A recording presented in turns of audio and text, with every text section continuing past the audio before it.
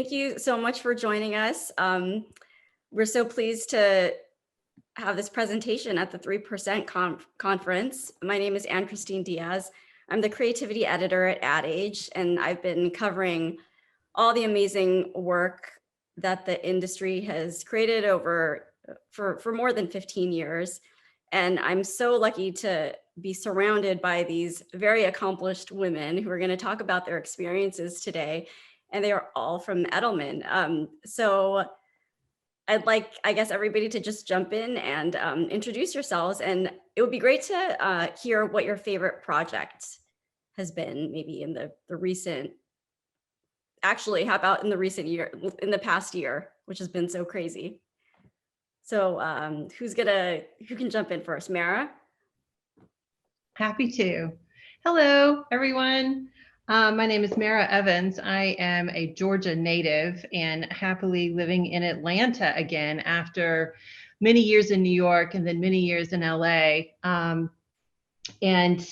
Trying out something new. Sorry about that. We have to turn those things off, don't we? New world. Hush, husband. So I now live in Atlanta, as I said, and am trying out sort of this hybrid approach from my background in advertising and bringing earned ideas to Edible, which is a new P&L under the Edelman network umbrella. We're all food and beverage, which how exciting is that? Everybody loves to talk about food. And what a fun specialty to have. And my favorite project, since I've only been at Edible since June, I've had one project released so far, and I couldn't be prouder. Our project was to have El Pollo Loco celebrate Hispanic Heritage Month.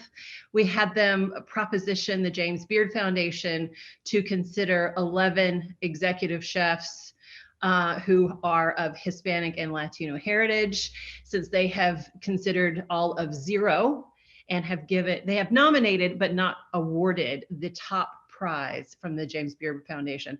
So we are actually literally nominating them. And the James Beard Foundation responded. We're getting our CEOs together to make change. It's a great beginning of a new relationship. Great. I'm so excited about that project. I have to get my eyes on that one, actually. So let's go to Melly. All right. Hi, I'm Melly Hawk. I guess, well, I'm a global strategy director at Edelman. I oversee our Unilever business.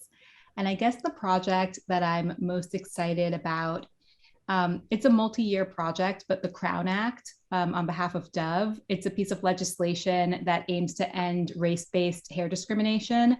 And, it's definitely the thing I've worked on where I have the most people just in my life and in my network constantly sending me like information, headlines that they've seen out there, if like an influencer or celebrity posts about it, people are sending it to me on IG. So that's what really gets me pumped up, just like knowing that it's organically out there in the world and people care. Yeah, I really love that project. I mean, it's not a campaign, it's an act. It's culture. It's culture changing. Right. So yeah. Props to you for that. Thank you. So Marissa, let's get to know you a little bit because you have a super interesting background. I know. I am not coming to you from the lost city of Atlantis. I am coming to you from Brooklyn, contrary to the, what you might get from this painting, which is actually my husband's artwork. Anyway, I'm a group creative director, and I've been at Edelman for 11 years now. So I've worked on a whole host of things. The most recent, I think, that I've gotten super excited about, I get excited about a lot of them, because I lead our creative for Adobe. Our most recent project that I loved was something called Stories on Skates, where we basically, to bring attention to, obviously like the 3D texturing software that can render like really cool visual textures in a always tangible way. We use that as a vehicle to tell the stories of how the Black community has truly impacted, influenced, and inspired roller skating culture. So we had a series of 6 roller skates, which which we painted on with 3D textures, each of which told a story from the rink, as telling the story of a Black community, whether it was from choreography to style to empowerment. So we had a great time putting those together, and it was super inspiring. Yeah, and that's such a gorgeous campaign too. Like the art was beautiful. And also that was with Cynthia Erivo, right? Yes, exactly. Bearing the lead, we partnered with Cynthia Erivo. That's why I'm a creative. I'm not that like earned media. Cynthia Erivo was our spokesperson, and she got super into it as well. So she was our like creative director. That really, she gave incredible input and was such an advocate for the campaign. So it was awesome to be able to work with her. Cool. So Mariana, tell us a little bit about yourself. Sure. Mariana Ruiz. I am an executive creative director here in Edelman in Chicago.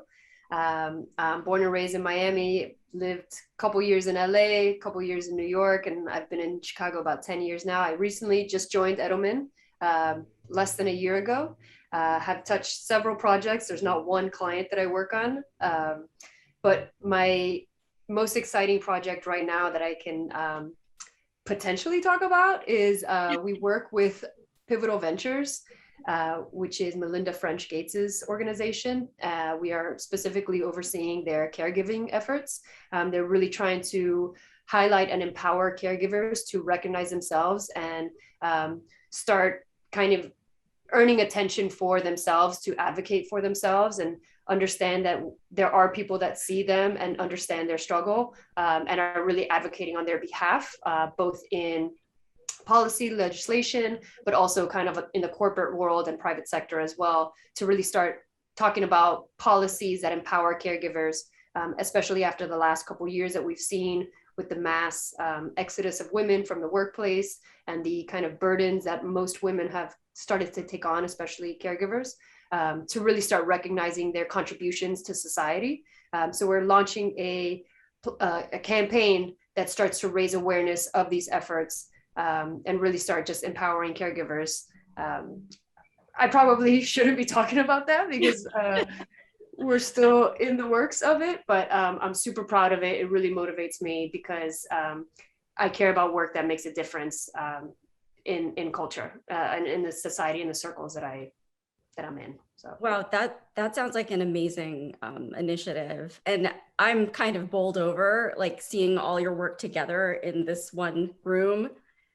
It's such amazing work that you do, the variety and the depth and the breadth of it. Yeah, so cheers.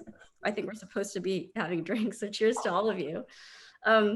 So what we wanted to talk about today, since it is a 3% conference, is to think about moments when you felt it made a difference that you were a woman in your profession, in your career.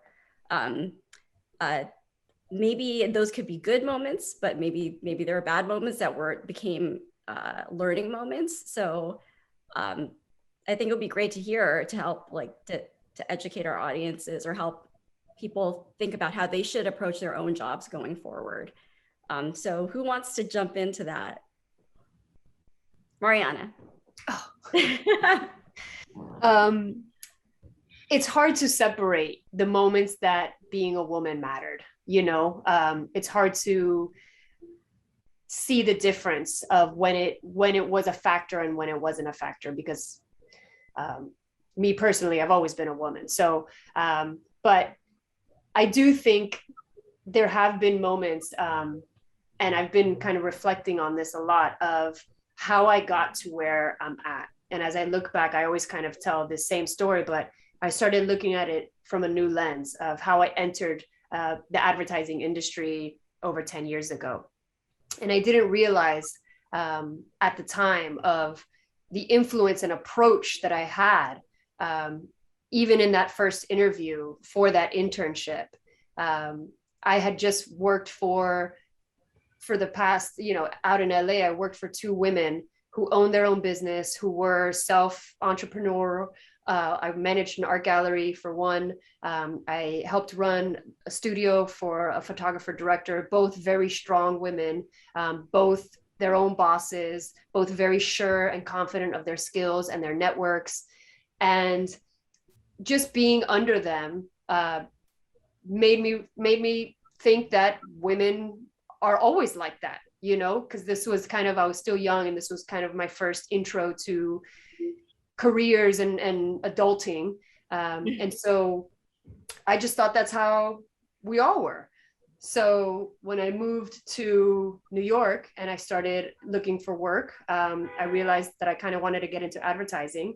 And so I went to an interview with no portfolio, just a resume and confidence that I had an ability to do whatever I needed to do whatever was happening in that office. I had a confidence that I could approach it and do exactly whatever everyone was doing. So I landed the job with no portfolio. I became a copywriter, and I quickly realized that the advertising world is a very different world than the world I had just experienced. Not to say that the world I had just experienced was super peachy and all like femme powered, and there wasn't any sort of gender issues. But I experienced it on a whole different level once I got into the advertising industry. I mean, specifically, like how was it different? Was it more male dominant?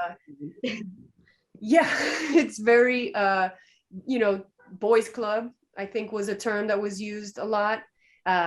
I was one of the very few female creatives in the department. I think potentially looking back on it, the fact that I was a woman helped me land that job. I didn't have a portfolio, which most creatives need. I just had, you know, confidence and experience in different industries. Luckily, the photographer that I was working for was well recognized. The art gallery that I had worked at was well recognized. So that definitely helped, but I can't say exactly why I was hired. I have my assumptions. And then I entered the world, and it definitely led to, I realized very quickly that I am not like everyone else around me, that I don't necessarily have all of the experience and expertise that everybody else around me. So it kind of did lead to a little bit of, you know, what we all recognize as imposter syndrome now, and it lasted for a few years. So that kind of pivotal moment of coming from these female empowered businesses to an industry that was still kind of reconciling with itself, and starting to allow women to, or maybe it happened before or after, I don't know, but I just know that I just powered through. I got the job and I just worked my ass off from there, and had to prove not only to myself that I belonged there and what everyone else was doing was something that I could easily do and accomplish and be successful at, but I had to at the same time convince everyone else around me. So yeah, that was one of them. So Mara, you've had kind of an interesting experience yourself as a woman, as a female creative. Can you tell us a little bit about that, about bringing your voice into the room, kind of in an unexpected way, right? I was raised by a man. My father, Sydney, was such a nurturing human being that in the mid 70s, he would have to tell his construction bosses that his kid's sick, and that would shock them. So yeah, I was directly raised by a man. So therefore, I went out into the world thinking I could do everything. And then I got out in the world, and apparently people don't think that. So my big thing about being a woman in advertising, which I've been the only woman in 2 creative departments before in my career, was comedy. We're funny. We're absolutely the funniest in the room. And it was shocking to me that people think that women aren't funny, because on that farm that I grew up on, all the men were stressed out all the time, worried, in fact. And all the women sat at the kitchen table smoking cigarettes and being the most sarcastic, dry-witted, hilarious comedians. So I went out into the world thinking women are the funny ones, men are not the funny ones. So a couple of shocking social awakenings for me. So comedy has been sort of my passion that I bring to every creative department, especially to remind everybody around me that women are actually funny, and to give us a try. So at about that time, SNL was blowing up with Tina Fey. So at least I had something to start pointing to. I've been in advertising for 19 years now. And so early days was rough. Which also made me terrified to become a mother, because I saw what happened to women who became mom. They became mommy, right? And then they got all the assignments for women stuff or child stuff. Now later, 19 years later, I'm finally a mom, and I put it off for a really long time. So that's an effect of women in advertising, especially in the creative sector. But look at like 90% of the briefs that I've gotten over the past at least 5 years have been aimed at moms. And that's all the briefs, that's going to everybody. So it's this wonderful revolution of women are now funny, women can do everything. And Lord, let's advertise to women, moms, in fact. So that's how, and my very first boss that ever recognized that I was actually funny was Spike Lee. Spike was absolutely entertained by every one of my presentations. And let me tell you how hard it was. He would go down to, of course, New Orleans and make that very devastating documentary about the hurricane, and then come back up. And I would have to present to him, a pitch for Doritos that had stupid ideas in it. And I knew that he had just gone through such a heavy experience. And so it was even more of a challenge for me to prove my comedy chops. And he was the first one that said, "Kid, you're funny. You're funny." So I've appreciated that comment ever since. And I keep it in the back of my head to remind me. Awesome. Maybe that's what he needed at the time, like how I super appreciate all the comedy that's coming out post-pandemic. It's just, Bring it. Yeah. So Melly, tell us about your experience. When did it matter that you were a woman in the room? It's funny. I was thinking about how I would answer this question, and someone dared me to get the word yoni egg in it. So, but I think that and I'm actually gonna tell this story. Last night I joined a women's circle for the new moon, right? Which is a moon that is all about darkness and kind of going within and being full of nothing, embracing the nothingness. And as I am there, I'm thinking in my head, like, I'm going to embrace the nothingness as soon as I write back to those 7 emails, like check this other thing off my to-do list. And of course, like write those 3 strategies that I need to deliver tomorrow. And I had this magical moment where I was like, you know what?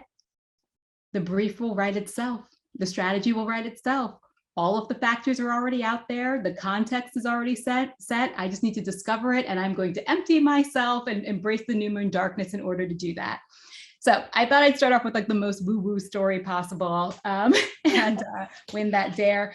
But I think that really though, like, it's interesting because Edelman is a place we're actually majority women at our agency. And so to me, like the experience of being a woman, in the industry or, where I am now at Edelman is a very like intersectional one, right? It's about like understanding in part that like as women, we have different experiences, right? And, the mom's brief, actually the busy mom's brief is one that I need to like go external to myself to really understand and to draw insight from. I need to talk to moms and other people, right? I don't automatically have that experience.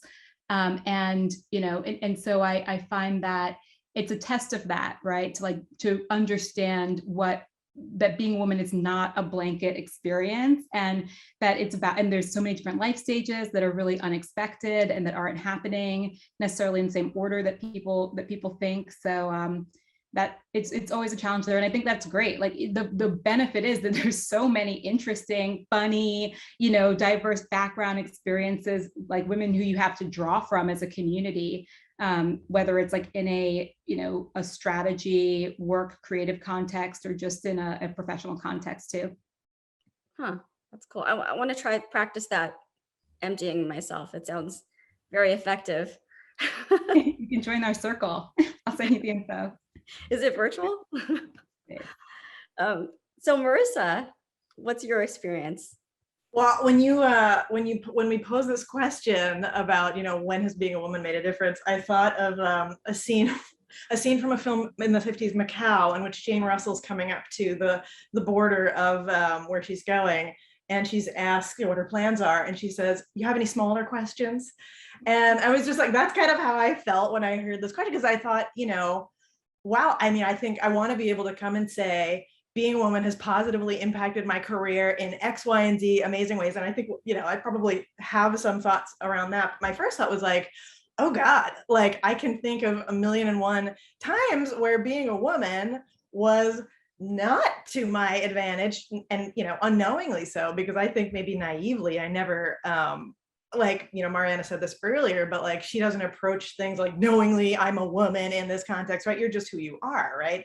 And so, Mara, you talked also about comedy. For some years, I did stand-up comedy, right? And I made it a point it was like a side thing that I did in grad school, but I made it a point to never have any one of my bits be something that was like obviously from a woman. And I was like very like adamant about this. Like, I don't want it to seem like it's just coming from a woman, but rather just like a smart, funny person who worked their balls off to get this joke right, And I think I've come into a lot of situations like with that same attitude, and often been surprised when I've been like, ignored or talked down to, or felt like I was being undervalued. And, those are things where I was like, why is this happening? Is it something that and then you realize, oh, it's because maybe being a woman was not the most advantageous thing in that moment. But I think, I think all those things made me more determined, more hardworking, more willing to like embrace the things that I felt were unique to me. And that's not to say necessarily to me as a woman, but like my, proclivities towards like nerdy historical research, right? Like, which, when you think of the criteria for being a creative director, it's not not the first thing that jumps to mind.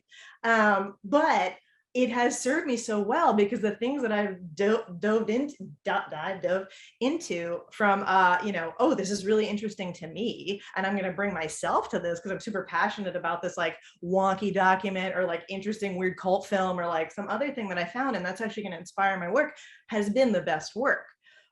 So I think, all of those experiences, and again, I don't know if they coalesce around me as a woman, but I think any wall that I ever kind of butted into, whether it was because I was a woman or not, made me that much more determined to break through it. I mean, it feels like it's almost like we have to fight against stereotype sometimes versus leaning into whatever you are. Or maybe it is just about leaning into whoever you are. Maybe it's just being you. But one thing I wanted to ask you guys is, you have such great careers already. What's the best lesson that you learned from maybe a mentor, a female mentor that you've taken with you going forward? Maybe not necessarily a female mentor, but because we need more of them. Maybe there aren't enough, but something that you feel has taken you further in your career, especially because you are fighting fighting certain things because you are a woman. Could you think of any? Mariana, do you have one? Always negotiate. Always negotiate. I remember going to a 3% panel years ago, and there was a statistic, and I'm going to botch it right now, but it was like 9 out of every 10 guys in every job offer negotiate. Entry level, straight out of college, no experience whatsoever, they negotiate. Only 2 out of every 10 women do the same. And that was absolutely startling for me. And just on that principle alone, of not being outrageous in your, counter offers or anything. Like, we have always, like, personally, because I dealt with that imposter syndrome, I just took whatever I was given. I was just like, oh my gosh, I can't believe you're giving me a job. I'm so grateful. Like, thank you. I took bonuses. Who am I kidding? I took raises, when they were given to me. I rarely asked for anything, especially, as a Latin woman, we're not really empowered to do that either. So on top of everything, it was just one of those things that I would just take whatever I was always given. And that is just not the case. If I was a man, I would never have that hesitation, apparently. So always negotiate. That's such a no great matter what. tip.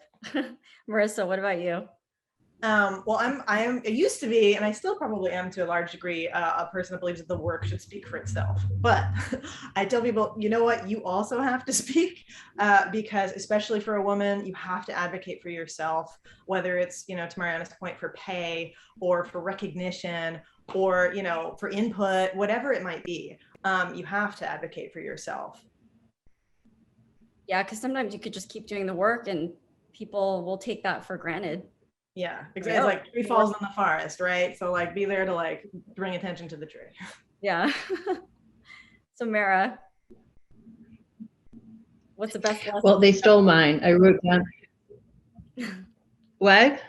Oh, I was gonna say, what's the best lesson you've learned? Oh, got it. So they stole mine. I wrote down speak up. And it actually came through negative response to advice that I was given by another woman. 19 years ago was a hell of a long time ago. And my advice as I was getting my portfolio together to go out into the great wonders of New York City was, you're a tall, blonde, attractive woman. You're going to need to tone that down. A woman told me that. So I did the opposite. I showed up like the blossoming flower that I was, and the big mouth that I am, and the absolute overconfidence that I have. I'll take that as positive and negative. To give my opinion, to speak up, and remind people that that's what we're paid to do. So mine came from bad advice. That's great. So that leaves Melly. All right. I have a variation of that also. And so my first one is speak truth to power. And I remember who said that to me the first time. It was Emma Gilding, who was my boss and mentor, and it has stuck with me ever since. And most of the women that I really admire and respect, whether close up or from afar, in my life and career, manifest that in some way. It's not always that they're the loudest person in the room, but they are, when it is called for and when they're called to it, they are unafraid to speak truth to power and to do it in a way that's really clear and compelling. And I think that what I've started to add to that is not only like speak truth to power, but like speak power to potential, right? I think you have to speak words of power to people who you see something in. And it's about mentoring other people. It's about the people who are coming behind you. And, you can see that light sometimes before they see it. And it's hard to put your finger on, especially like when you're young or you're new to an industry or you're changing industries. Mariana's story, like, I think really reflects that. Like, people might see something in you that you didn't see in yourself. And I think we all have to remember that, like, someone took the time to point that out to us and encourage us. So yeah, speak truth to power. And my own spin, like, speak power to potential. That's amazing. And I think that's a perfect way to end this great conversation. Thank you so much to all of you. Thank you for your work. Thank you for advice. We'll be keeping our eyes out on you and to see what you do next, because I'm sure it will be very exciting and very meaningful for the industry. So thank you so much. And I hope everybody has a great 3% conference. Thanks so much, Ann. So much. Thank Bye, guys. you.